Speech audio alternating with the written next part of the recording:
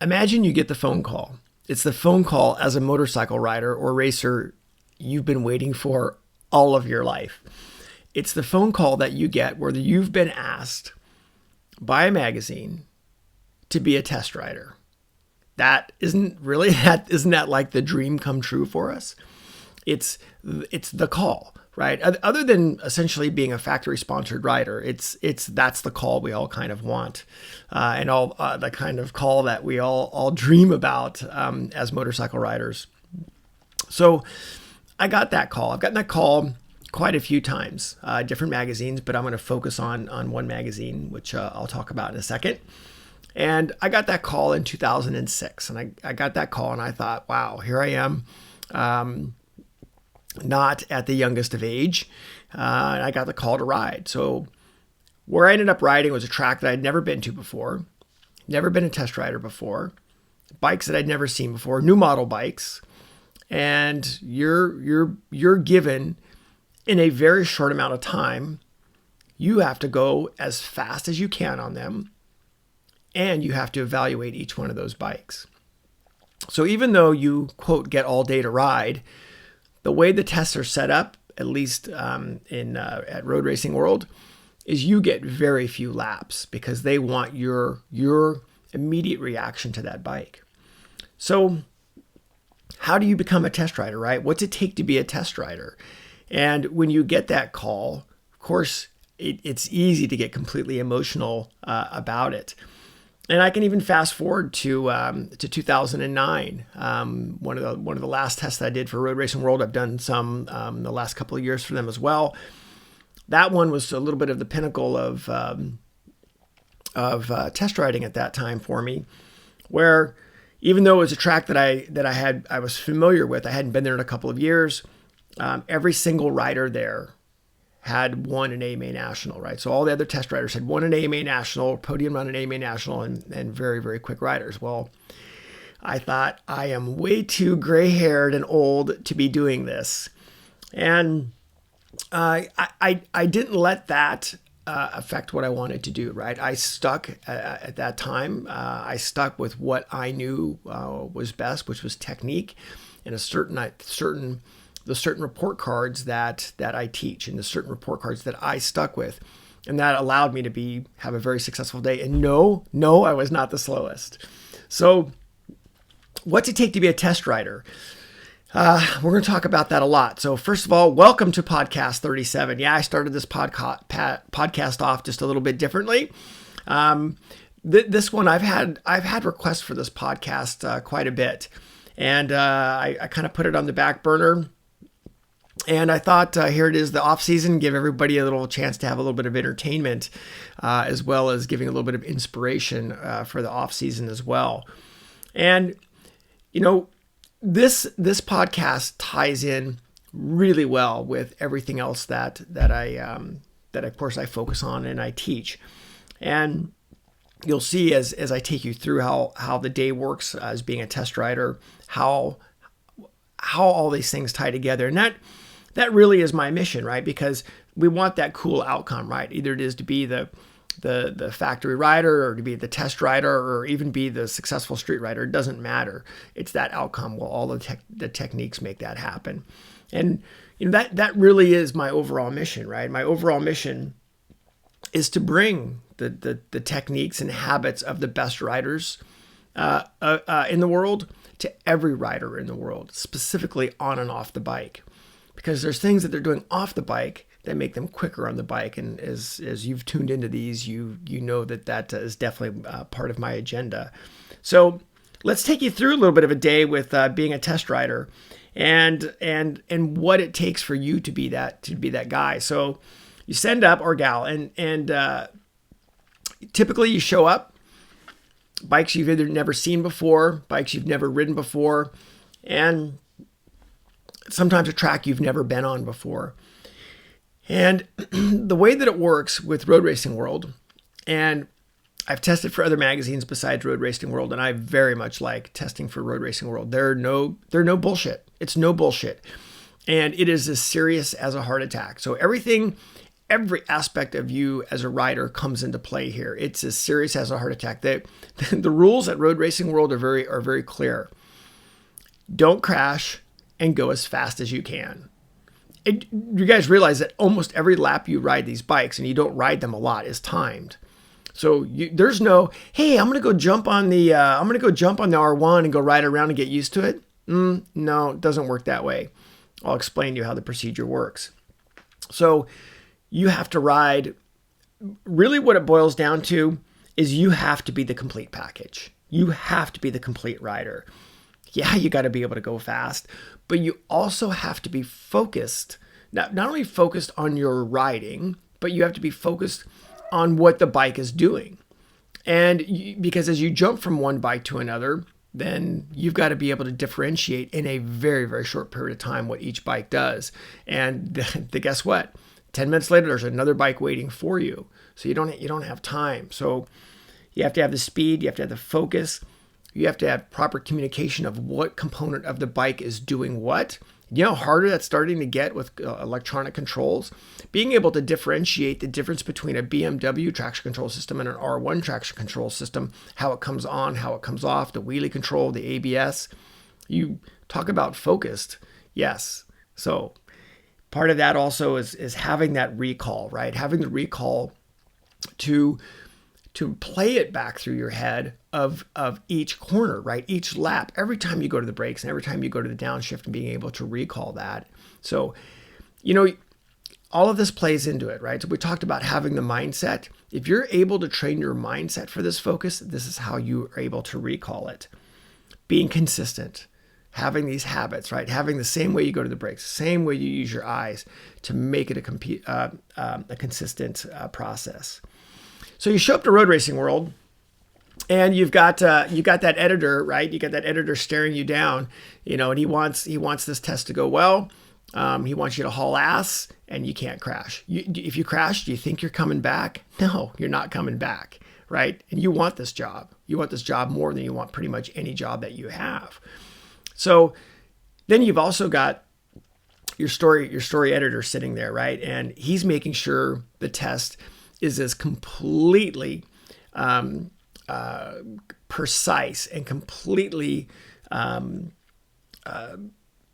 basically separated from each other rider, right? He wants to make sure that you don't get to talk to anybody. It's you. You show up. You look at the bikes. There's no talking, right? It's as serious as a heart attack. So you've got that editor making sure, or that story writer making sure you're not talking to anybody. You're not asking questions that you don't need to know the answer to. Your job is to be the test rider. Your job's not to know certain aspects of the bike. So you show up, and depending on what track you're at and where you're at, I've done these tests where it's 100 plus degrees. I've done these tests where we had to wait for the ice to get off the track. So you have to work in all sorts of different environments. I had one test that I did that I flew in, red-eyed it in, a few hours of sleep, right? Think about what Chris Ulrich has got to do. He's going to go test a bunch of bikes. Typically, the test that he gets to do is you get 60 minutes of total time, right? So you might get 4 15-minute sessions, typically on a bike that you've never ridden, typically on a track you've never ridden, and you just flew across literally across the world to get there. My job is easier. I didn't have that short of flights to make that happen. So you can be completely jet lagged on this new bike and a new track, and then you've got this probably not very happy engineer staring you down, taking lap times every time you go out. So pretty high standards, and there's a lot at stake when it comes to these. So you show up in the morning and you're looking at the bikes and you're oohing and awing over all the new cool stuff. And maybe it's just an upgraded bike. Maybe it's the same old bike again. And you'll go out, and depending on what track, where you're at, you might go do cover shots. So you might go back and forth in the same corner, back and forth for an hour until they get the shot that they want. Yeah, you just to get that shot done before the bikes are all still nice and shiny. So to get that shot done, you still haven't done a lap yet. So you're on the bike, and let's say they say, yeah, Ken, you know what, jump on the Honda. So I'm doing cover shots on the Honda. And then now it's time to go ride. So for your warm-up, what typically will happen is you did your cover shots. You stand around. They say, okay, cover shots look great. Ken, you're riding the Honda now. That's wonderful. You get 2 laps. So you go ride. You may, again, be at a track that you've never been at. And you go ride for 2 laps. And you come in and you say, any changes you want to make to the bike? And they're just saying, if there's something that's really off kilter, whether the shift lever is too low. And sometimes you get, weird shift patterns that you have to deal with. Typically, road racing world's very professional, and you get the proper shift pattern for everybody. Some bikes, you don't get that. They'll ask if you want to make any changes. Also note that at some of the tests, you'll have the factories there. So you have a guy that you're riding his bike. You're riding his bike, right? The bike that he's probably spent many hours preparing or doing whatever he's doing to make sure that they're represented the best way they can. So he's not exactly your best friend at this point. So they'll ask if you want to make any changes, and you'll say, yeah, no, it's good. Or I kind of thought about the brake lever need to be moved or whatever. And that's it. But you don't get to ride that bike again. Now you're going to go, okay, Ken, you're on the Kawasaki. You get 4 laps. Go. So you do your out lap. You do probably 3 flyers, and then you do an in lap. Good. You're done. Come in. Hand you your clipboard. Sit off in the corner. You don't talk to anybody. And you write your evaluations. And these evaluations, there's so many things that are going on in these evaluations, right? One, depending on the test, you have different tires. We've run almost a street track DOT to full on, Moto America slicks. So the tires also can be a little bit of a difference as well. Having to adapt to tires you may have never ridden before, right? You have no idea. So one nice thing about Road Racing World is I love how they have a very high standard with everything, and they use the same tires as that we use the highest racing in the sport. So we typically run the Moto America Dunlops. That's a fantastic thing. So the other thing that I forgot to mention is you're starting to run around. Do you realize how competitive this is? You get a bunch of racers together, and we want to race, right? We want they want to follow, right? Or they want to lead. They want to get out quick. So you've really bred this crazy environment of go as fast as you can, don't crash, and you got a bunch of racers together on not their bikes. Yeah, exactly. I know you're already smiling over that one. So the rider will sit there and make sure that you're spaced out appropriately. And you come back in, you write your review, and you'll say, okay, Ken, now you're going to jump on the Yamaha. Go. 4 laps. Same thing. You get your out lap, 3 flyers, come in, right? That's really it. Come in, write your evaluation. And then the way that it works is you'll have a certain rotation. So you'll always be able to get back. You go through the rotation twice, and typically they'll change tires. Most every time you'll change tires. So you'll get the bike with used tires, you'll get the bike with new tires that somehow through the rotation. So they reverse the rotation to make sure that you're getting the bike in both circumstances. And if there's any consistency with the information that the riders are saying, again, you don't get to talk to anybody. If saying, oh, the fork on that bike is just completely not working, or the shock is not working, they'll take the bike off to the side, make a change to it. But guess what? Yeah, you don't get to know what the change is. So it's being in a position where you've got to evaluate all these different things with the bike, right? You've got to figure out what the power is like, but not so much the power, where the power comes in, what the throttle response is. You work on how the bike is at turn in, how the bike is at mid-corner, corner exit, how it goes from side to side, brakes, the brakes fade, right? How powerful are the brakes? And one that we see quite a bit with that we actually is probably one thing that we don't talk a lot about is transmission, how the transmission itself works. Not only does how the actual shifting of the transmission works, but whether the gap between first and second is too much, because some tracks you'll have to use a first gear, especially on the newer leader bikes. You might have to use first gear, or what's the gear ratio spread between the bikes. So chassis or transmission the performance of the transmission is a bigger and bigger thing. False neutrals as well. So something that may not really be thought about with some of the bikes. And now with a lot of these bikes, we're into the electronics, as I mentioned. How's the quick shifter work? Right. So what's the delay there? And then we start getting into how the TC works, and they have a pretty strict way on how the TC settings are done.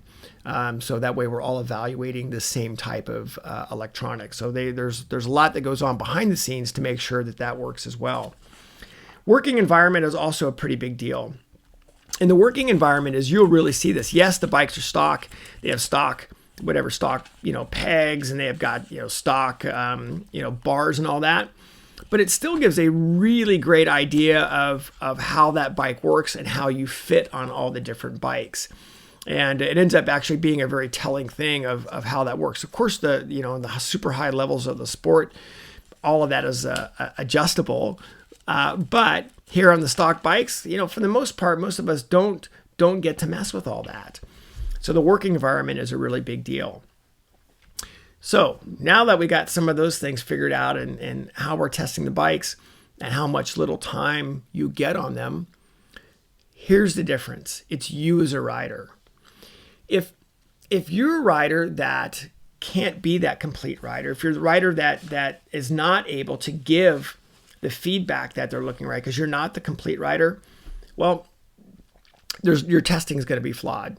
So if you don't have the same way that you go to the brakes, you don't have the same way you release the brakes or how you use your eyes, it's going to make your job very tough.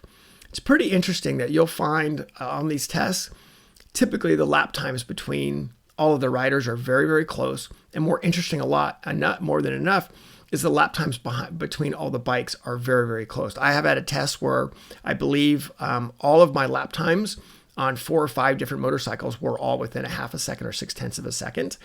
But typically the spread's no more than a second. So, and these are bikes, again, you've never ridden. And I will mention, there are paces that are very, very quick. One of the first 600 tests that I did was at Streets of Willow. Of course, we had a lot of very competitive racers there. But I believe Jeremy Toy was maybe a second or second half off the overall track record at Streets of Willow on a stock 600 with sticky tires. So the pace is no joke. The last test that I did this year with Chris Ulrich, Chris was very, very fast, and we both lapped, I think, within about 5 seconds of track record on that one. So you've got to go, right? This is no lollygagging. We're trying to push the bike to the absolute limit that we can ride. And of course, we want to push the bike to the limit so we can see what some of those shortcomings are of the bike. So having all these consistent habits and the way that you get on, even the way that you get on the bike, we talked about ergonomics as well. If you're not able to sit on the bike the same way and you don't have a memory, right, of where your leg should be or how your foot should be, again, you're not going to be able to properly figure out what those ergonomics or what the ergonomics of the bike are.